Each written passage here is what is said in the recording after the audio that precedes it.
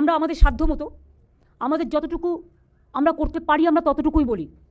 আমরা কিন্তু এটা নয় যে ইলেকশন ইয়ার আসছে বলে আমরা কিছু বললাম সেটা করলাম না, তা নয়। আমরা যেটা বলি সেটা আমরা চালুও করে দিই সেই টাইমে।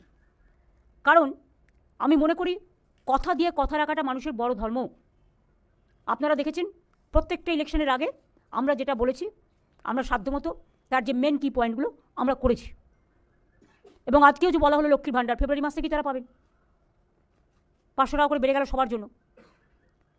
ধরুন সিভিক, গ্রিন পুলিশ, গ্রামীণ পুলিশ, আইসিডিএস, আশাকর্মী থেকে শুরু করে প্যারা টিচার, শিক্ষাকর্মী, শিক্ষাবন্ধী, সব নানা রকম আছে যেগুলো অলরেডি বলেছে। এগুলো তো যুক্ত করা হয়েছে। গিগ ওয়ার্কার আপনারা জানেন, ডেলিভারি বয় গার্লস যারা আছেন তারা অনেক কাজ করে, সবার বাড়িতে বাড়িতে হোম ডেলিভারি করে। তাদের কোনো সুরক্ষা নেই, সামাজিক সুরক্ষা। এবং কোথাও আজকে এখানে কাজ করছে, কালো ঘরে কাজ করছে, এটাও একটা আনসার্টেনিটি অফ দ্য লাইফ।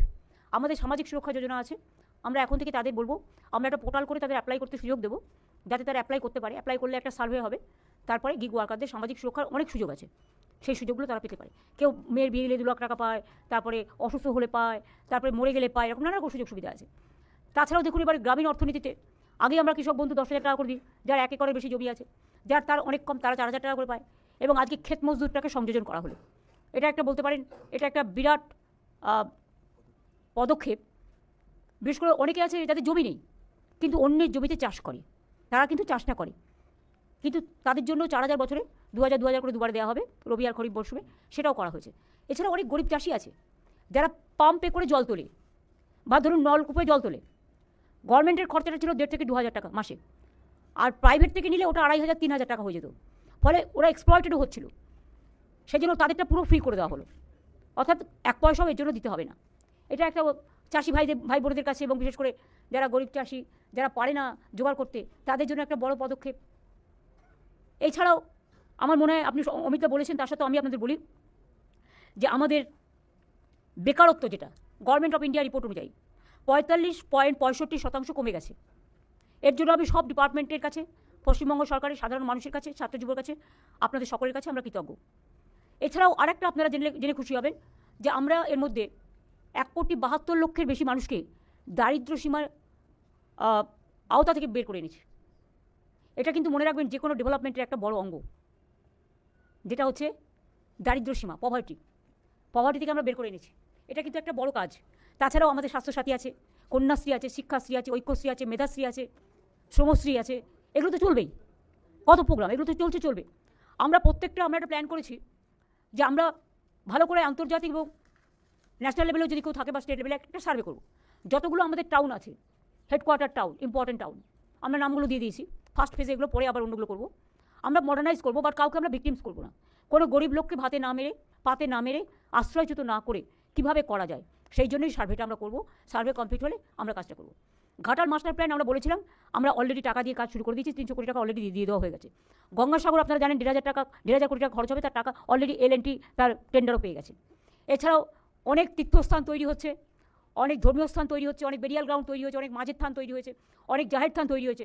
একেবারে কুচবিহারের চিলা রায়ের মূর্তি থেকে শুরু করে, পঞ্চানন বর্মা থেকে শুরু করে, প্রমথনাথ ঠাকুর থেকে শুরু করে, মতুয়াবাড়ি থেকে শুরু করে, কামতাপুরি থেকে শুরু করে, রাজবংশী থেকে শুরু করে, সাদ্রি থেকে শুরু করে, কুরুক থেকে শুরু করে, কুরমালি থেকে শুরু করে, অলচিকি থেকে শুরু করে, একেবারে হিন্দি থেকে শুরু করে, উর্দু থেকে শুরু করে, বেঙ্গলি থেকে শুরু করে, কোনো জায়গাটাই আনটাচ নেই। আমাদের সরকার এর মধ্যেই 26টা চা বাগানও খুলেছে এবং চায়ের মজদুরেদেরও বাড়ানো হয়েছে এবং প্রায় 7 লক্ষর মতো লোক পাট্টা পেয়েছে এবং আরও আগামী দিন হয়তো পাবে। তারপরে প্রায় 1 কোটির মতো বাড়ি আমরা তৈরি করে দিয়েছি। এই তো মাত্র 2 মাসের মধ্যে আপনারা দেখলেন, 6 মাসের মধ্যে আপনারা দেখলেন 12 লক্ষ এবং 20 লাখ 32 লক্ষ ছাড়া হলো। এরপরেও যদি কিছু বাকি থাকে সেটাও আমরা করে দেবো নেক্সট ফেজে। তারপর হচ্ছে রাস্তা, আমরা প্রায় 2,20,000 কিলোমিটার রাস্তা আমরা নতুন করে তৈরি করেছি। জল, আমরা আসার আগে মাত্র 2 লক্ষ বাড়িতে পানীয় জলের ব্যবস্থা ছিল। আমাদের সময় এটা শহর, আর যদি কলকাতা এবং গ্রামীণ মিলিয়ে করে তাহলে এটা 1,87 লক্ষ সামথিং হয়ে গেছে। বাদবাকিটাও টাকা বন্ধ করে দিয়েছে সেন্ট্রাল গভর্নমেন্টে, যদিও বলে ওরা 40% দেয়, কিন্তু মনে রাখবেন পিএইচি জমি আমাদের বিনা পয়সায় দিতে হয়, আমাদের টাকাও দিতে হয় 60% সম্ভবত। তাছাড়াও আমাদের পাইপ বসানোর জন্য যত কাজ, যত নিয়ে যাওয়া সব আমাদের করতে হয় এবং মেনটেন্যান্সও আমাদের করতে হয়। আলটিমেটলি টাকাটা দাঁড়ায় 90 and 10, কিন্তু সেটাও তারা দিচ্ছে না, বন্ধ করে দিয়েছে। ফলে কাজ কিছুটা আটকে আছে, ওটা আমরা আস্তে আস্তে ফেস বাই ফেস করব। এগুলো আমার মনে হয় আমাদের ছিল 94টা প্রকল্প, আজকে আরও 5-6টা ডিক্লেয়ার হয়ে গেল। সুতরাং আমার মনে হয় সেঞ্চুরি হয়ে গেল মানে সামাজিক সুরক্ষার। সুতরাং আমি খুশি যে 100 দিনের কাজও আপনারা জানেন, যেটা আমরা কর্মসূচি উঠি আমাদের মহাত্মা গান্ধীজির যে নারেগা প্রোগ্রাম মহাত্মাজির নামই তুলে দেওয়া হয়েছিল, সেখানে আমরা শুরু করেছিলাম কর্মসূচি। যেদিন থেকে গান্ধীজির নাম তুলে দেওয়া হয়েছে আমরা তাকে স্মরণ করবার জন্য, তাকে শ্রদ্ধার্ঘ্য নিবেদন করবার জন্য আমরা মহাত্মাশ্রী করেছি। সেটা আগে 75 দিন ছিল, এবার বাজেটে সেটা 100 দিনের হয়ে গেল এবং সেজন্য বাজেট প্রভিশন রাখা হয়েছে।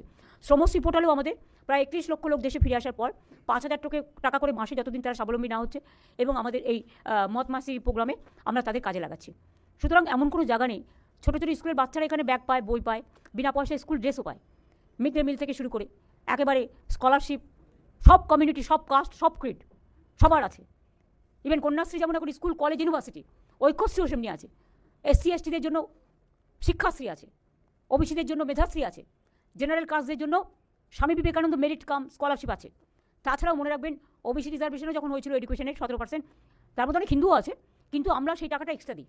আমরা যাতে হিন্দুদের, বিশেষ করে যারা জেনারেল কাস্ট, হিন্দু বলে নয় জেনারেল কাস্ট, তারা যাতে সাফার না করে সেজন্য তাদের টাকাটা কিন্তু এক্সট্রা দেওয়া হয়, 17%-এর টাকাটা, মানে এডুকেশনে যে স্কলারশিপ বাবদ। সুতরাং এইভাবে আমাদের অজস্র স্কিম, আমাদের নদীবন্ধন স্কিম করা হচ্ছে এবং বিশেষ করে মুর্শিদাবাদ, মালদার গঙ্গা ভাঙন, এর তো কোনো বিকল্প আমরা খুঁজে পাচ্ছি না। সেই জন্য আমরা আন্তর্জাতিক এবং জাতীয় লেভেলে আমরা একটা সার্ভে করে একটা পার্মানেন্ট সলিউশন কী করা যায়, কারণ নদীর তো গতিপথ কখন কোথায় যায় আর কোথাও কখন ভাঙে